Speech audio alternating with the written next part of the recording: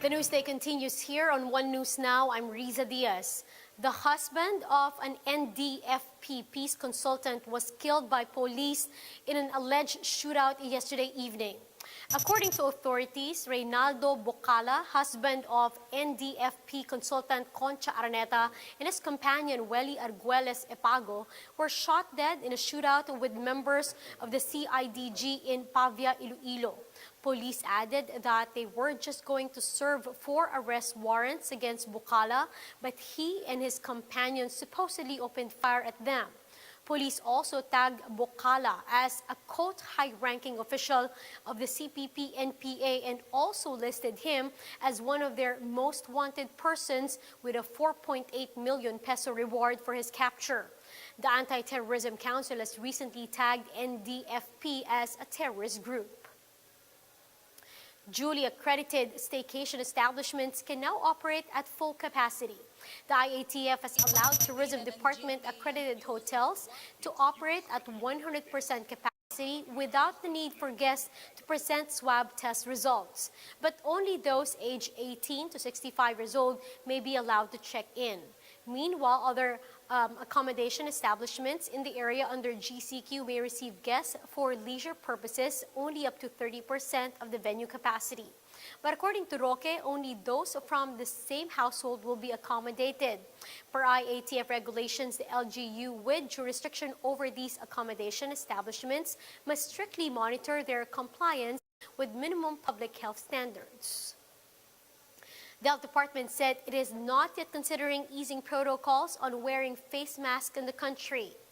Undersecretary Maria Rosario Vejer said the Department of Health is studying a recommendation to allow those who have completed inoculation to stop wearing face masks. However, she stressed there are other factors that must be considered aside from COVID-19 vaccination, such as healthcare utilization. So far, only 1.02 million people, or less than 1% of the country's roughly 110 million population, have been fully vaccinated.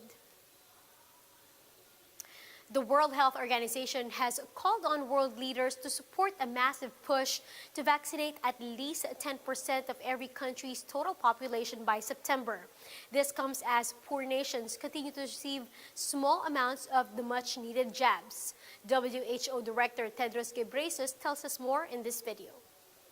As you know, this week is the World Health Assembly, the annual meeting of nations to discuss common health challenges and agree on a common way forward. The range of issues being discussed is immense, from diabetes to malaria, disabilities, oral health, and much, much more. And of course, COVID-19 has been the focus of a lot of discussion. There has been broad consensus this week that equitable access to vaccines is essential for ending the COVID-19 pandemic. With over 3.5 million recorded deaths from COVID-19, an estimated loss of the global economy of $22 trillion and new variants compounding explosive outbreaks, this pandemic is far from over. At the World Health Assembly this week, there has been broad consensus that ensuring equitable access to vaccines is essential for ending the COVID-19 pandemic. In my opening remarks on Monday, I called on world leaders to support a massive push to vaccinate at least 10% of the population of every country by September and 30% by the end of this year. Our sprint to September goal means we must vaccinate at least 250 million more people in low and middle income countries, including all health workers and the most at-risk groups at the first priority. If countries immediately share doses with COVAX, and if manufacturers prioritize COVAX, we can reach this target and save a lot of lives. Ultimately, the fastest way to bring this pandemic to an end is to dramatically increase global manufacturing of vaccines, tests, treatments, and other medical supplies, and ensure equitable access. We welcome the interest expressed by several diagnostic manufacturers who are already in advanced discussions with CTAP to share their technology, and also from research institutions who are willing to share their knowledge through CTAP. But we need more developers to come forward and share life-saving tools so that we can ramp up production and expand access. Once agreements are signed, CTAP will support companies in the management of signed agreements for effective implementation and provide technical assistance to countries when needed. Once fully functional, CTAP assisting in the expansion of manufacturing could provide increased supply for countries and COVAX. We'll be back with more stories after the break. Keep it here on One News.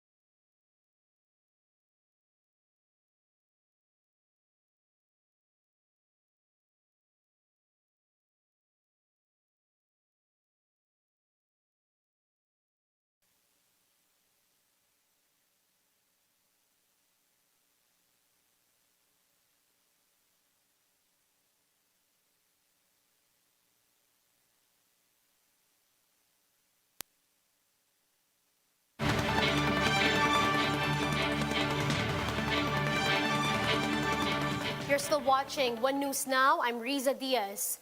More than 100 OFWs remain stranded with no jobs in Jeddah, Saudi Arabia.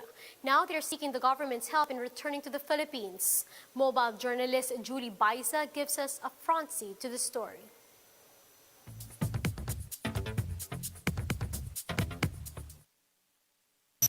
For almost 2 months now, these container vans serve as temporary homes for over 100 overseas Filipino workers stranded in Jeddah, Saudi Arabia. Apart from the limited space, power outs are also common in the area.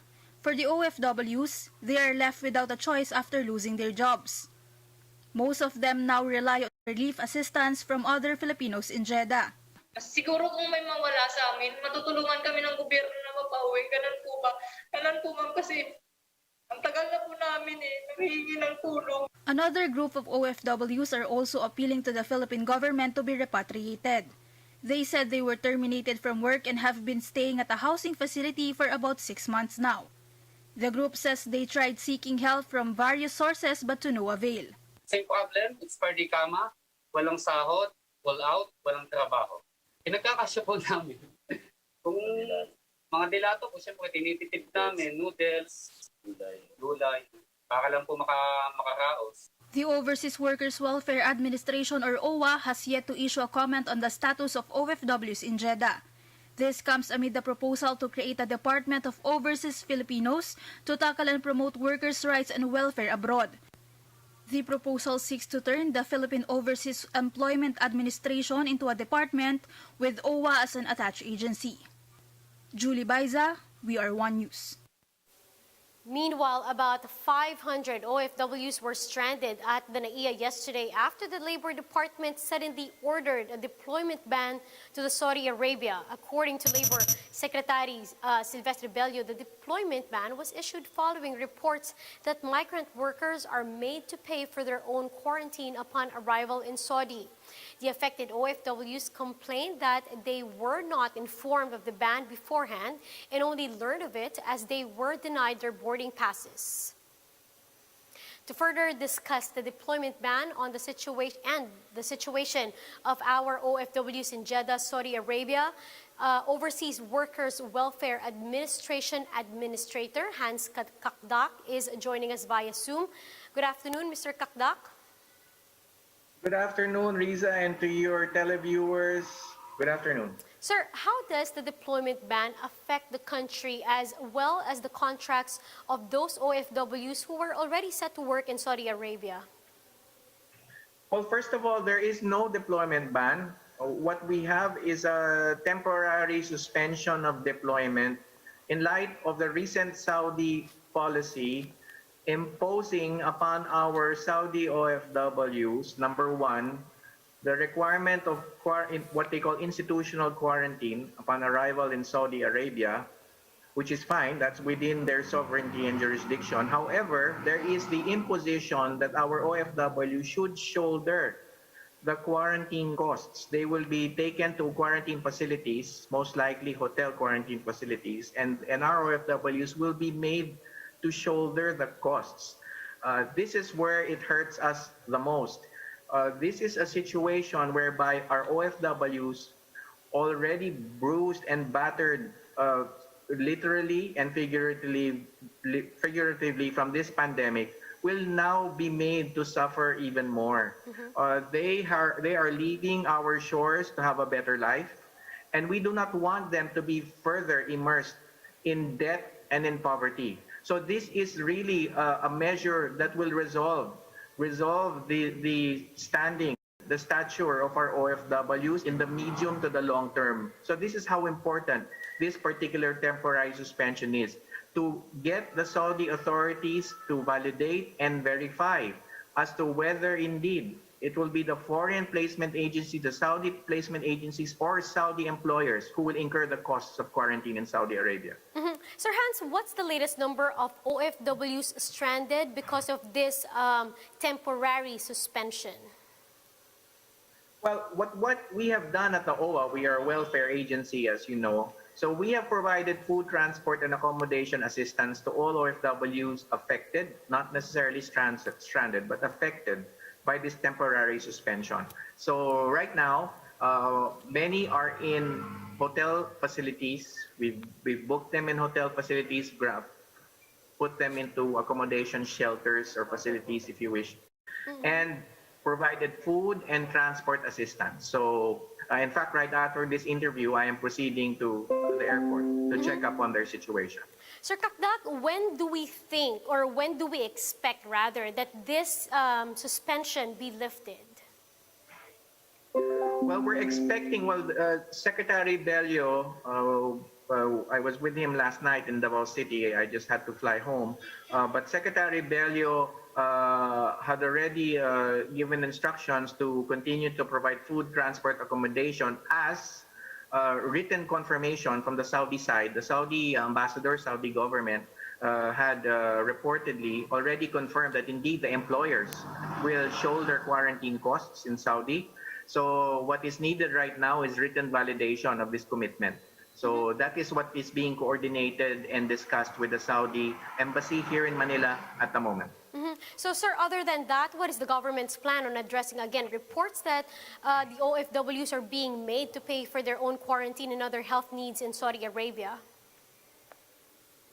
Well, precisely, we of course recognize that the Saudi authorities, Saudi government has the sovereignty, the jurisdiction to provide for quarantine protocols in their jurisdiction, in their country.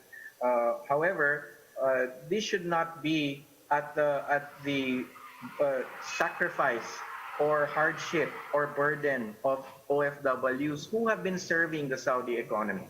So we wish to have this clarified. Secretary Bello is clear on this matter, that the expense of quarantine, while recognized, should be borne by their employers of OFWs and or their Saudi recruitment or placement agencies. Mr. Kakdak, on another issue, the unemployed Filipinos who are stranded in Jeddah, Saudi Arabia, how are we planning to help them with their repatriation, sir? Yes, I heard that the report had mentioned that the OWA has not done anything, but we have really been assisting these the OFWs in what is called the Saad establishment. I really need to name the employer so that they're fully aware of their responsibility to take care of our OFWs.